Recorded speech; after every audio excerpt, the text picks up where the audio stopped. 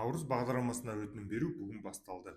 Достар, Наурыз бағдарламасына өтінім беру бүгін басталды екен деп барлықтарыңыз бүгін өтінім беріп асығып жүрудің қажеті жоқ. Өйткені заявканы бүгін бердіңіз бе, 31-іне дейін бердіңіз бе, ол конкурстан өту шансыңызға әсер етпейтін болады. Сосын тағы бір момент, қандай да бір категорияға жатсаңыз, үй кезегінде тұрмаған болсаңыз, өтінім берердің алдында кезек мәселесін шешіп алыңыз. Себебі өздеріңіз білесіздер, Наурыз бағдарламасында әлеуметтік осал топтарға жататын жандарға жеңілдік қарастырылған.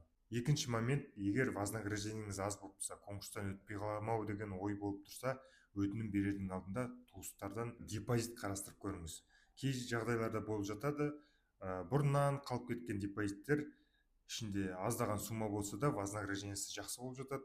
Ол жаңағы туысыңыздың өзіне үй алуға жетпесе де сізге қосып берсе, сіздің осы конкурстан өтуіңізге әсер ететін болады. Наурыз бағдарламасы бойынша немесе қалған бағыттар бойынша толық кеңес алу үшін офиске консультацияға келсеңіздер болады. WhatsApp номер басты бетте көрсетілген. Баршаға сәттілік.